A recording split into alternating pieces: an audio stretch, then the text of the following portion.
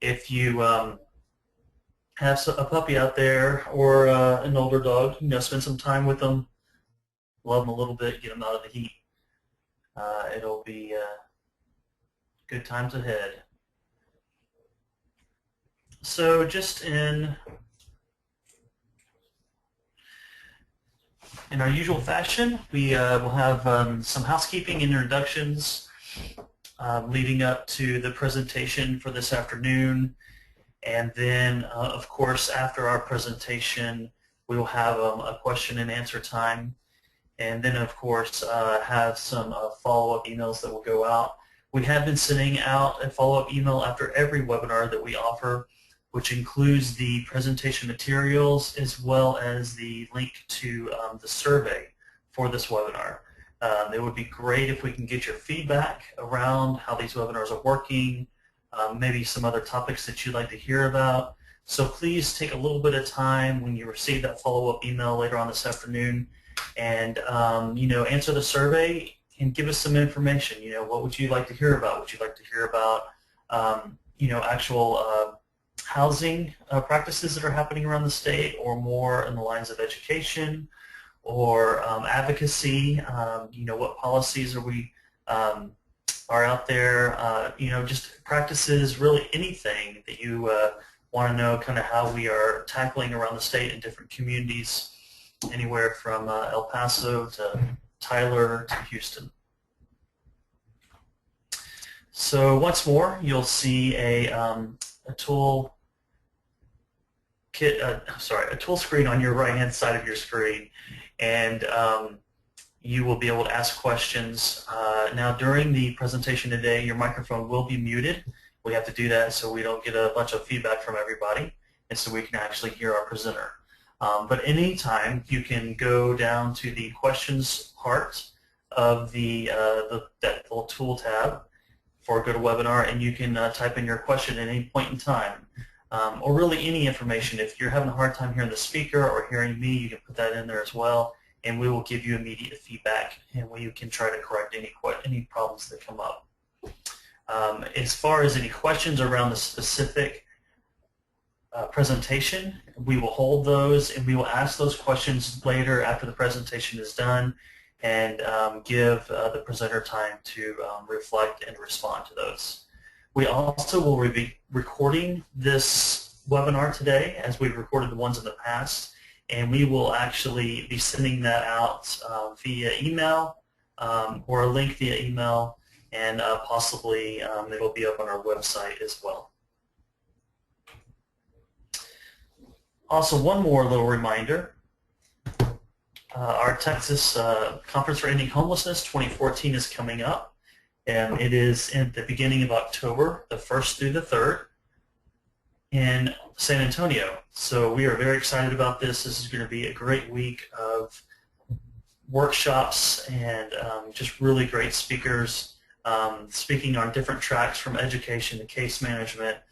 And we really, this is really a time for you to come in to let us bring some great information to you via the conference, and really get your fill of continuing education units if you need that, and just really, really good information. So we are happy about this. Last year we were here in Austin. This year we're going on the road again, and we'll be in San Antonio.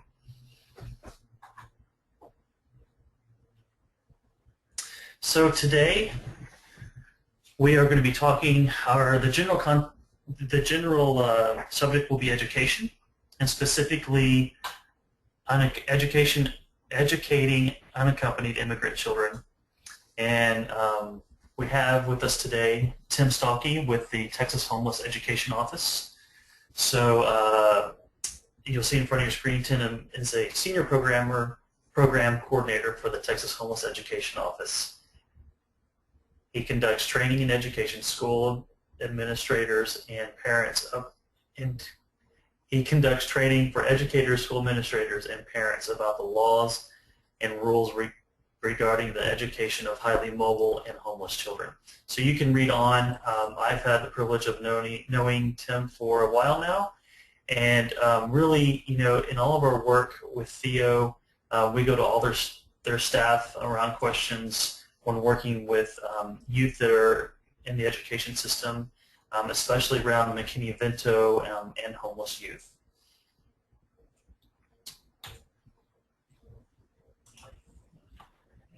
So as I mentioned today, we're going to be speaking. Tim will be speaking to educating unaccompanied immigrant children. But before we get into that, I have a quick poll for you guys, just to give us an idea of who works with youth and who does not. I'm throwing up your poll on the toolbar on your right or left. So if you could just answer that, that would be great. It's a simple click, yes or no. And Tim, I am going to give the presentation over to you. I'm unmuting you.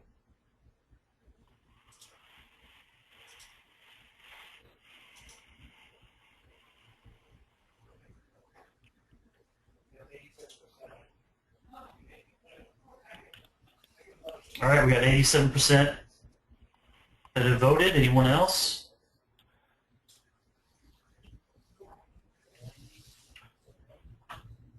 Couple more seconds for the vote.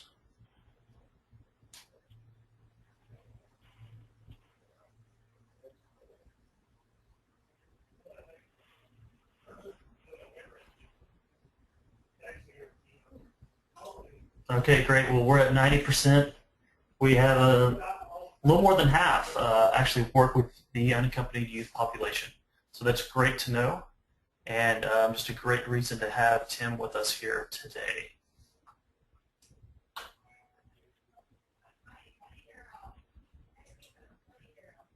So, hold on one second.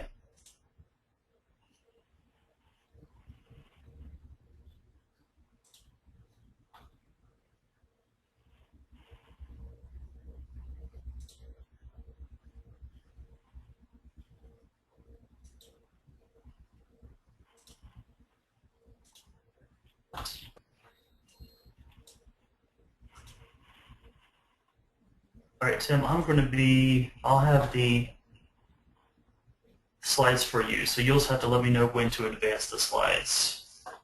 Okay. Good afternoon, everyone, and thanks, Chris, for setting this up for us, and we'll take the next 15 minutes or so to go over a basic presentation. I do want to alert you to the fact that we have a lot of information in this PowerPoint, and so some of it I'm going to skip through rather quickly, but I've left it in this presentation so that you have it for reference material, so that if you have any questions that you'd like to follow up on, you have the references that you might need for us to be able to help you more specifically.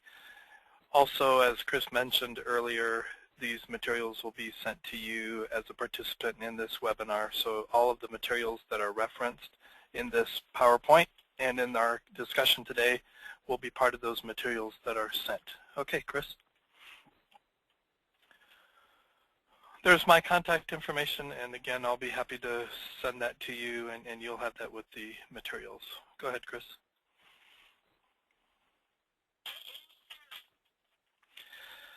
In any given night in Texas, we expect to see about 79,000 youth that are homeless, and that's figures that come to us from the Texas Homeless Network. Every year there's a point-in-time count that takes place at the end of January. And so these are the current statistics that we're working with. Go ahead. Schools in Texas have identified about 101,000 students. Chris, you can go ahead and click through 4 or 5 times till you get to that 2012-13 number. Every year the numbers have increased, and these are the numbers that are reported by TEA. One more, Chris, that are reported by TEA through the PEMS system that public schools use to report on student demographics. Go ahead. You've seen in the news media outlets lately all of the details about the unaccompanied immigrant children that have been arriving in the country. These children have been arriving since at least 2007, and the numbers have been increasing dramatically over the last few years. In 2007, about 3,900 students were apprehended in the United States who were here as undocumented aliens. Up until the end of May of 2014, that number had risen to over 34,000. So at the end of the immigrant crisis, so to speak, we expect there to be about 50,000 children in the United States that fit this description of unaccompanied immigrant children. Of those, about 22,000 will be served through the public schools in Texas. Go ahead, Chris. Just as a quick reminder, a lot of the things that you all have experienced as you work with families and children in your own professional environments, none of these things would be surprising to you.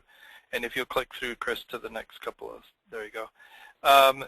These are all things that are part of these children's lives as they come into our country as well. They've experienced the loss of homes and rooms and neighborhoods and schools and possessions and security and safety and food, language, violence. A lot of times that seems like a strange thing to put on a list like this because violence isn't necessarily something that we would think would create trauma if there's a loss of it. But when children are growing up in violent environments, the fact that the environment is not stable and, quote, normal are the things that can create trauma. So a lot of times it's similar to what you might experience when you've gone through a period of intense work and then all of a sudden your schedule frees up. There's some trauma that comes along with that. So it's that kind of environmental influence that can create some of that stress and trauma on kids. Obviously, things like predictable routines are disrupted because life in the shelters while they're awaiting other disposition is much different than anything that they've experienced up until now. And then you have all the things that go along with the self-esteem issues because of the violence, the sexual abuse, the trafficking, and other things that have been associated with the conditions that these kids have been living in. Go ahead, Chris. One of the challenges that we confront regularly in trying to work with families and children that are coming from these environments is to try to help them learn good decision-making skills in addition to the counseling and interventions that are necessary in order to help them recover from their trauma. All of the things that we try to work with school districts about regard the best interest of the child or youth. So a lot of times things that might be logical or easy or least expensive are not necessarily the things that are going to serve the best interest of the child. So we typically try to make sure that we use the best interest of the child as the primary driving force between the educational decisions that are being made. Go ahead.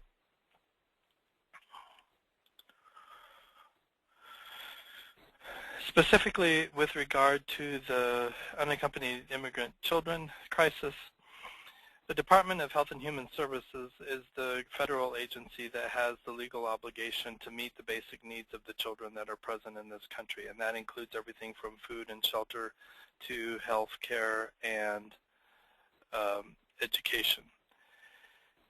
The Department of Health and Human Services operates about 150 shelters across the country that are the agencies receiving these children. While the children are in these facilities, they would not be eligible for McKinney-Vento services, and they are typically not enrolled in the public school system in their locality. Having said that, it's important to recognize that the children are living in a very complex legal limbo that affects their housing status. They do receive services, but while they're essentially in federal custody, they're awaiting some type of long-term placement. So that long-term placement occurs in a number of different ways. Sometimes it occurs on military bases, sometimes it occurs in larger DHS shelters. It can be schools, things like that. You've seen in the news media several different comments or commentaries about likely places that children might be residing in the short-term interim, such as vacant school buildings or treatment centers that are no longer being used, etc. So the state and the federal government are working together to try to find locales in order to expand those services beyond the normal shelters that DHHS has been using just because of the capacity limitations. Educational services are generally provided on site, and that includes everything from English language classes to any other kind of learning and instruction that takes place. And this often takes place through a private third-party contractor, sometimes in a partnership with an LEA, or sometimes through some other nonprofit agency. Go ahead, Chris. The average stay in temporary placement is not to exceed 35 days. That's typically the average until they are moved into a longer-term placement. Once the children are placed in the community, then they are more likely to be eligible for McKinney-Vento services, and I'll talk more about that in just a moment. But the reason that is that while the children are in temporary custody or in some type of placement with DHHS, they're in a residential facility where their needs are being met. Once they're released to parents, other adults, relatives, sponsors who actually live in the community. And so there's apart from those temporary services that were being provided in the shelter. Sometimes those living situations are lacking in terms of economic support for the children, which could include anything from clothing and food to actual limitations on the dwellings where they're placed. Because of those circumstances revolving around their living situation, that's what might likely lead to their being eligible for McKinney-Vento services. And then once the children have been placed in longer-term accommodations, whether that is in a group home or shelter or some of the facilities we've already mentioned, their education then becomes the responsibility of the local school district or the local educational agency, if it might be a charter school or some other type of educational environment. Go ahead, Chris.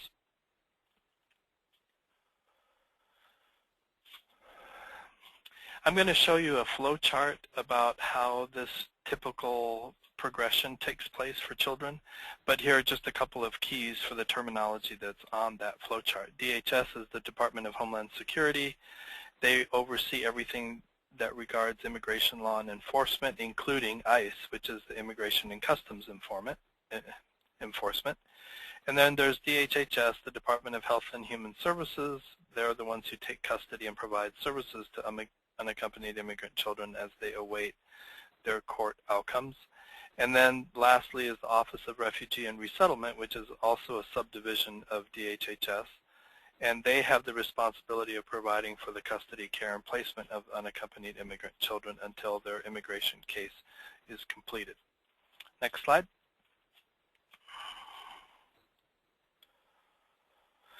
Here's a simple flow chart.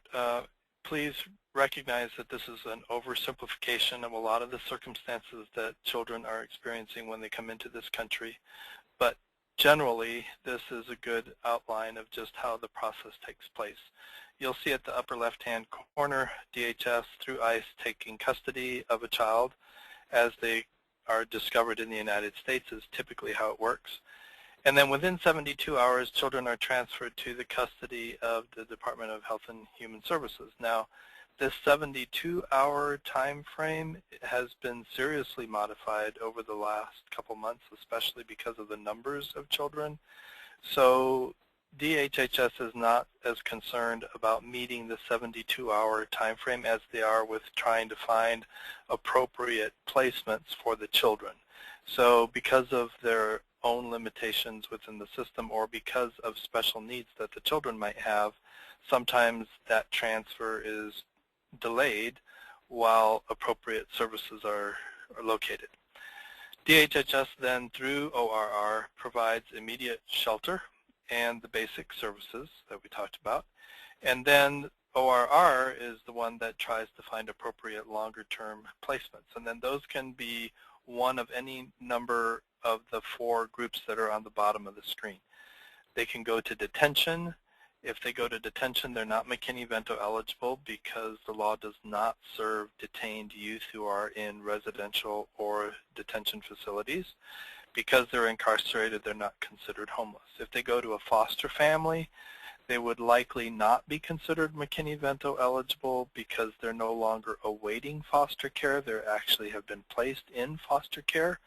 So unless there's a certain situation where it would not be a final placement, or if there would be some other criteria such as substandard housing or something like that, typically the foster family situation would also not be McKinney-Vento eligible. If they go into a group home or shelter, by statutory definition, an emergency shelter is McKinney-Vento eligible. So most of the students in these types of settings likely would be McKinney-Vento eligible. And again, it would be a case-by-case determination that would make the final decision about their eligibility status.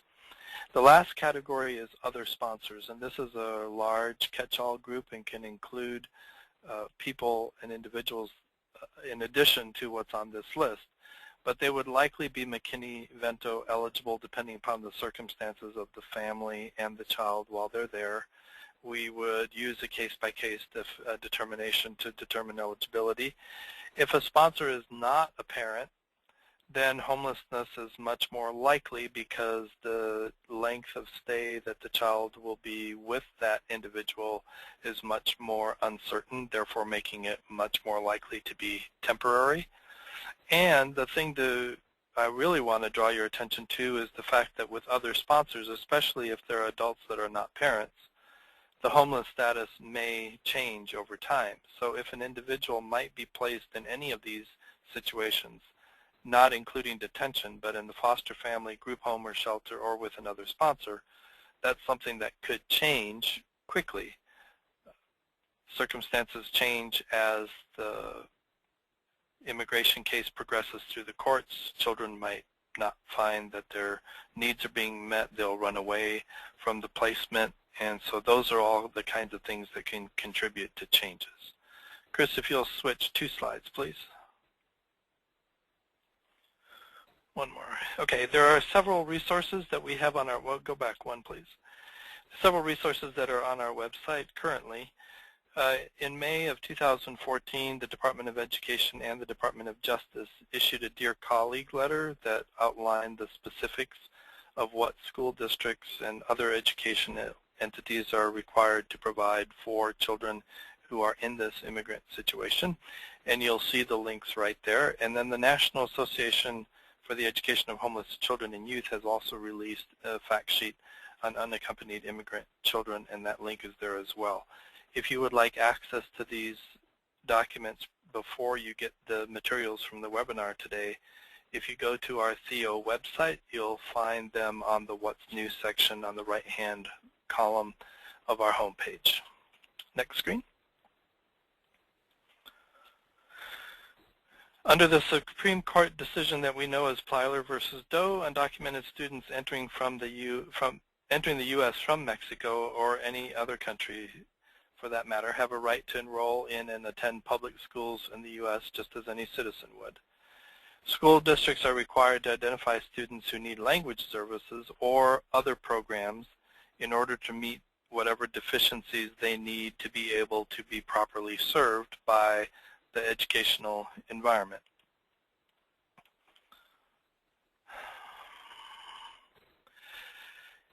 They can also not segregate the children unnecessarily from English-speaking peers. This is one of the things that's delaying the whole process of getting children into DHHS shelters and once they're transferred into the communities, what to do with children who are in large mass shelters if they're going to be educated in the shelters so that there's not a violation of this provision in the law. Next screen.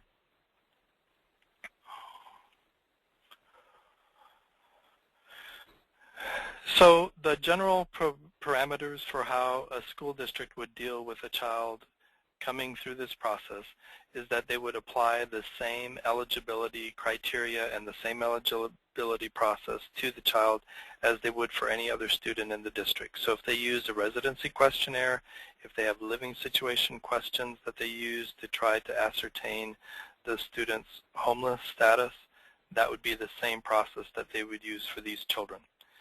Case-by-case determinations are essential, As I mentioned earlier, the eligibility hinges upon the child's living situation and whether or not that living situation could likely change, or leaving the door open for the fact that a child that currently is not determined as eligible might become eligible soon or quickly based on their changing living situation.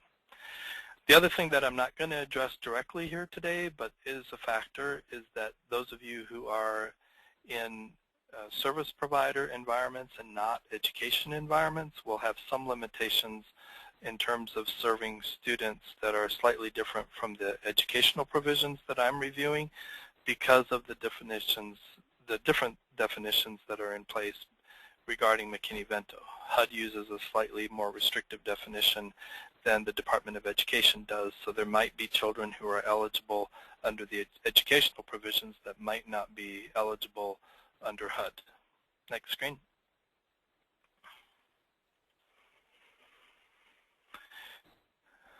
The basic rule for determining eligibility for a child is going to be whether they lack a fixed, regular, and adequate nighttime residence. One of those is going to be shared housing. Next screen. Whether or not they live in a hotel or motel or some type of emergency or transitional shelter, and whether they live in a public space, like whether they're camping or living on the streets. Next screen.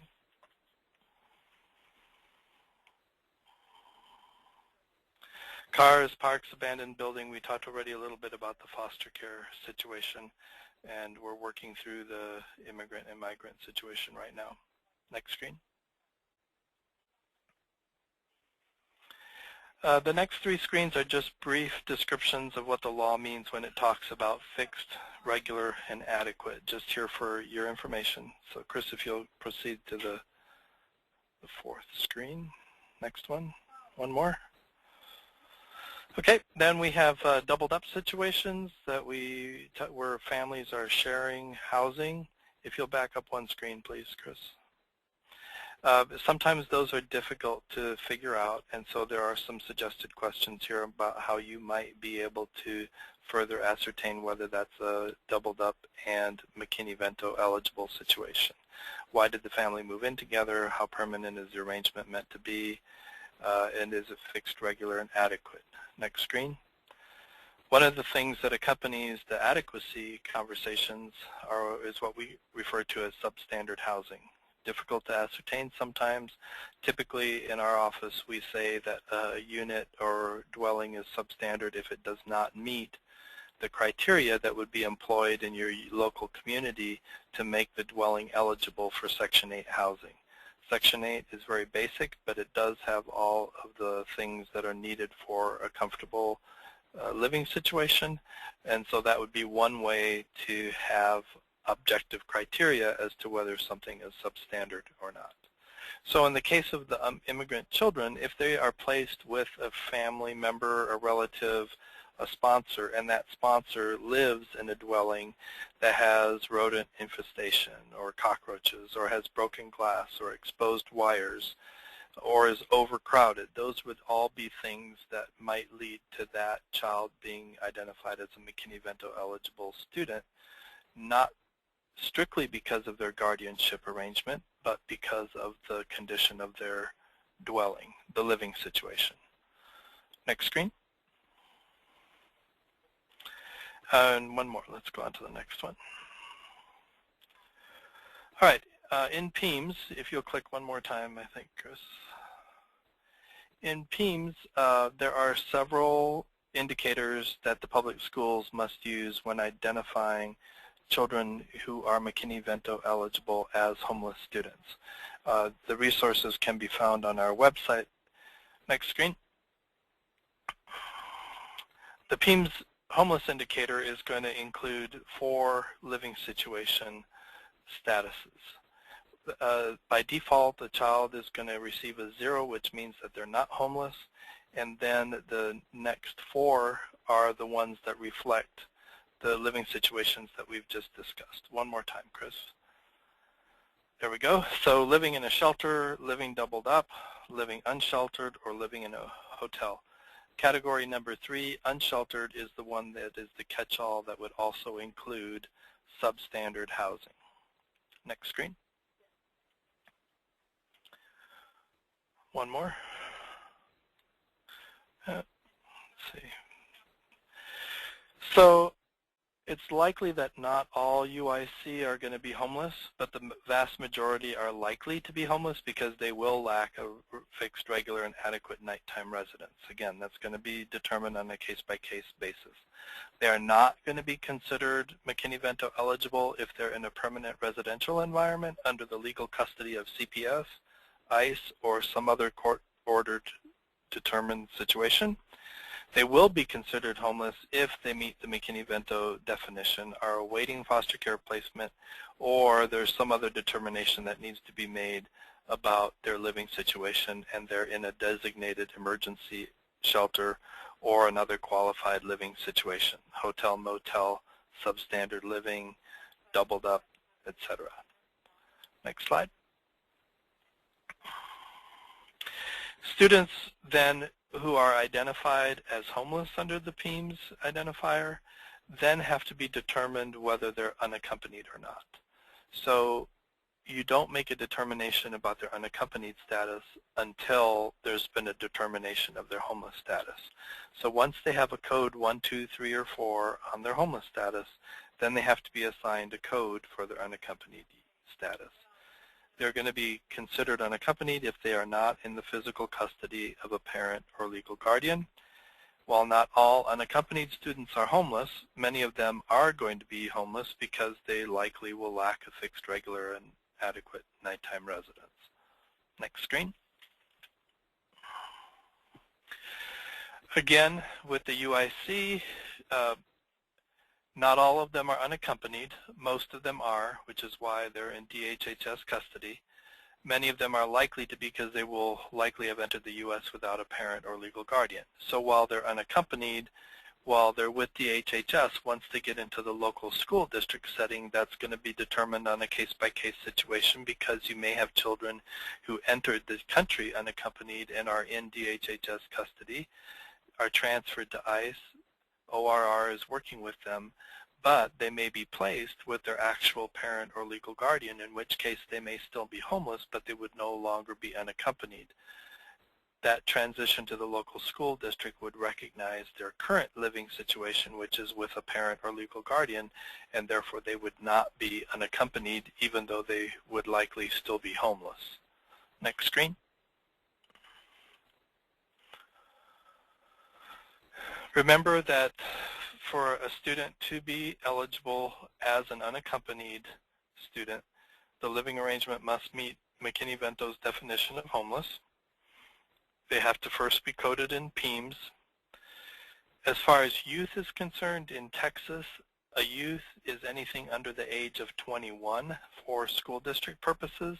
So if you have a 19 or 20-year-old that presents for enrollment, even though they are older than the age of majority and don't need a parent or guardian to sign for their educational benefits, they would still be coded as a homeless, unaccompanied youth or a homeless youth if they are under the age of 21. Again, the circumstances that cause them to leave their home and create the unaccompanied situation that they're in are not within the purview of the law.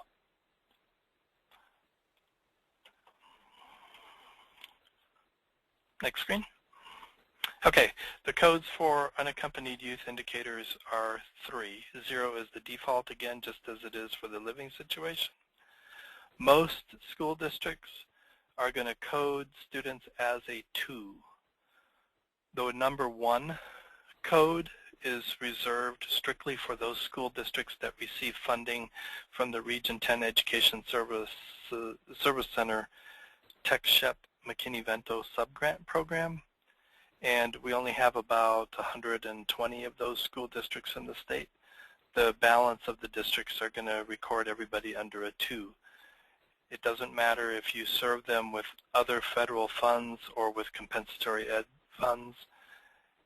The question is specific to whether or not they're being served with McKinney-Vento subgrant program funds. So most school districts are going to code unaccompanied youth with a code 2. Next screen.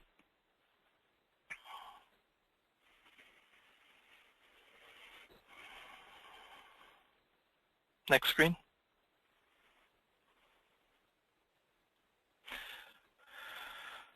When it comes to school selection, students have the choice of staying in one of two schools, the school of origin or the attendance zone school. So if children are being shuttled around from one relative to another, or from one living situation to another, or they're placed with their parent after they leave DHHS living and custody, they may be placed with a parent who themselves are in a homeless situation, and then that parent takes the child and moves to another living setting. Then they would have the right to stay in the school of origin, which is the school that they were attending before they moved, or they have the choice of staying in the attendance zone school where they are now residing. Next screen. And Texas state law also introduces another choice, which is the choice of the school district, in addition to the choices of the two campuses, the attendance zone and the school of origin. Next screen.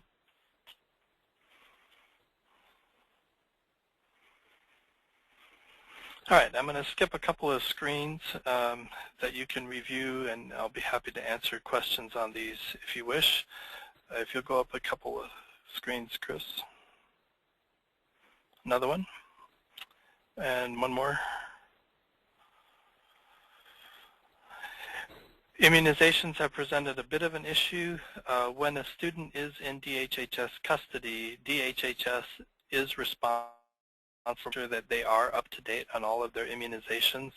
So children who come from a DHHS living situation should have all of their current immunizations. If they don't, those records will be available from DHHS for the local school district.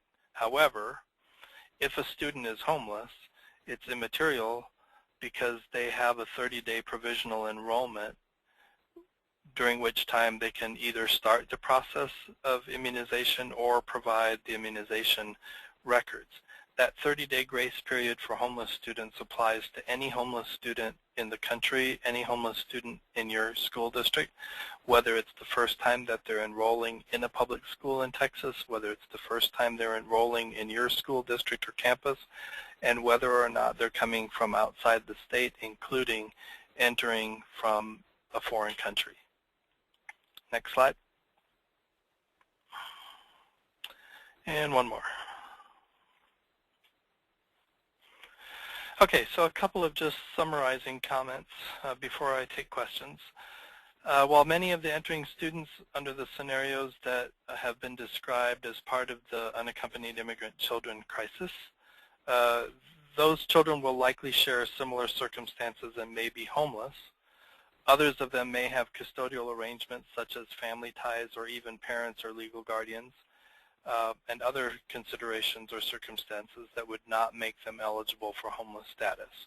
So there does have to be a case-by-case determination of each student that is arriving in the district, even though they have been in some type of DHHS or ICE custody.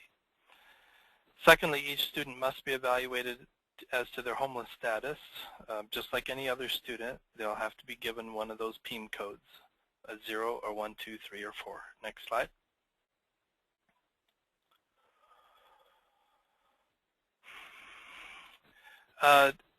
The unaccompanied immigrant children living situations tend to be extremely unstable, as I mentioned a few minutes ago.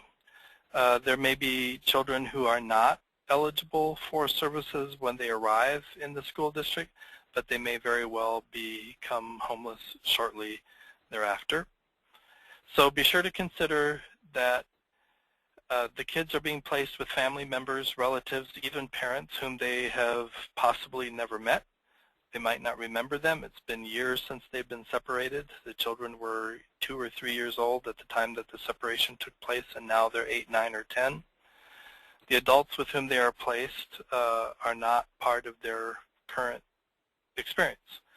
So the adults are foster parents, but without financial or service coordination support, and they have the added challenges of managing the children's legal proceedings, their English language limitations, and the extent of integration into the community. Next slide.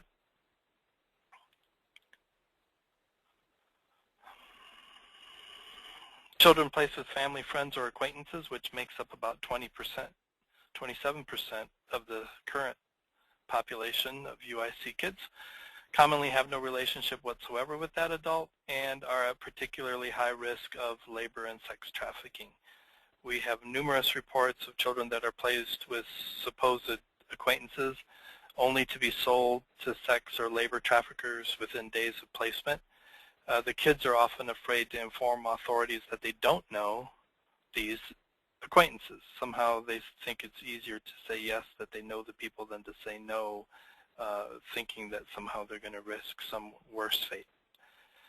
According to a lot of the advocates and McKinney-Vento liaisons themselves, a lot of times the UIC are forced out of their sponsor's home or leave after experiencing abuse or some type of exploitation.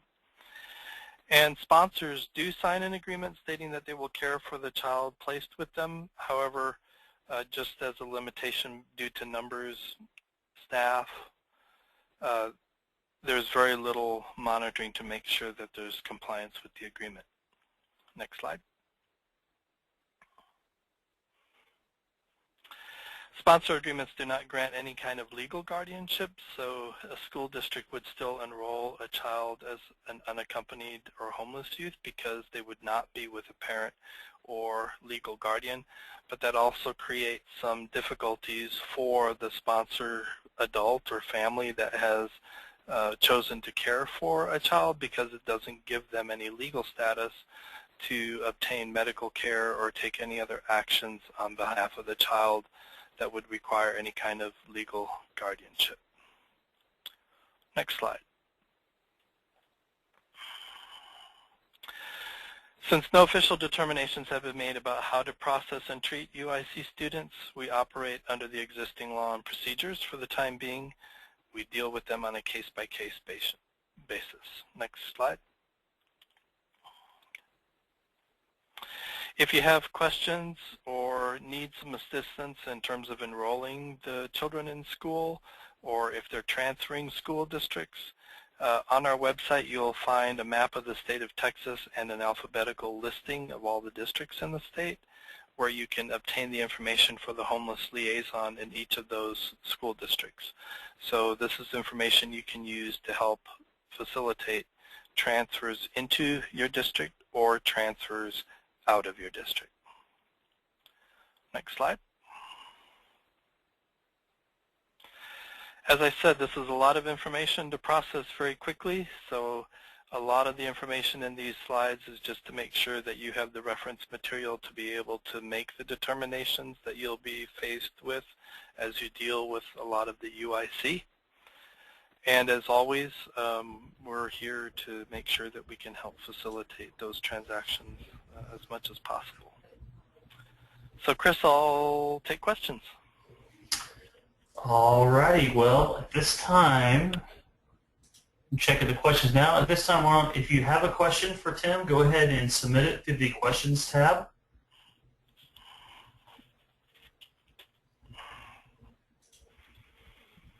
Right now, we do not. Well, there's some coming in. Hold on one second, Tim.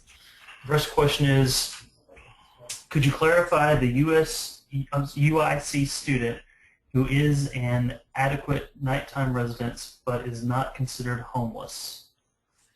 Would they be considered doubled up? Wouldn't they be considered unaccompanied if it is not a legal parent or guardian? That's correct. If you have a student that's a UIC student, their dwelling may not be substandard. They are not living with a parent or legal guardian, then it would likely be that their situation would be considered homeless under the doubled up provision. The exception to that would be if they were placed with a sponsor or family that was in some way a foster care situation where custody was retained by DHS or ICE or transferred to CPS. If there's a custodial arrangement that comes along with that transfer in their living situation, then they would not be considered homeless and technically would not be living doubled up because they are with a person who's considered to be their legal guardian. But if the UIC child is living in a DHHS shelter, they're released to a sponsor. That sponsor does not receive any kind of compensation for their care for that child. It's strictly a benevolent act, a voluntary act, and they do not get any kind of legal status with that child. So that would be a perfect example of a child who would be living in a doubled up situation. Okay, great. And then the follow-up question we have, Tim, is would the school know if it was a sponsor or family arrangement? DHHS typically has documentation that would arrive with the child, some basic documentation. Sponsorship, for example, is an actual status of an adult within the DHS and ICE system. So there would likely be some type of paperwork that the parent would have that they're a sponsor. However, it's not really necessary for a determination because, like I said, a sponsor is not a legal guardian or a custodial guardian of the child. So because of that, they really don't have any guardian status with the school district. So that child would be enrolled in the school district just as you would enroll any other unaccompanied youth or any other child who's not being enrolled by a parent or legal guardian. Okay, thank you. And then the third question is, how does the school know that a student is homeless if the student does not tell anyone but has no place to stay at night? And maybe, Well, I guess, is the school, are there certain steps the school has to take to ensure this question or a question like it? so if a student presents for enrollment and you have a residency questionnaire or some kind of a enrollment document that would ask about of their living situation, which is a requirement, then the student will fill that out to the best of their ability. So if they check that they're living with a friend or family or that they're living on the street or something like that, then that would be a good indication that you have a homeless situation on your hands. If a lot of the residency questionnaires and living situation templates also have on them whether or not there's things like running water in the household or whether they have heat or electricity. So those kinds of questions would help ferret out whether or not the situation is substandard. Okay. If there's any question on the part of the school district, you can always, make follow-up questions. The things that you want to do is not jeopardize the living situation for the student.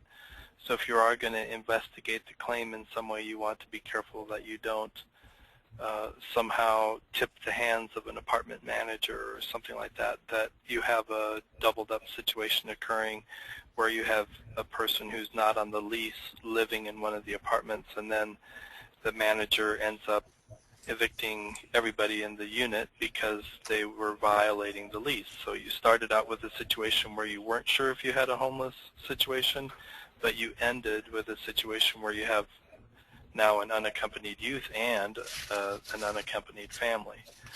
So districts are able to investigate, but you just have to do so that you don't create some unintended consequences.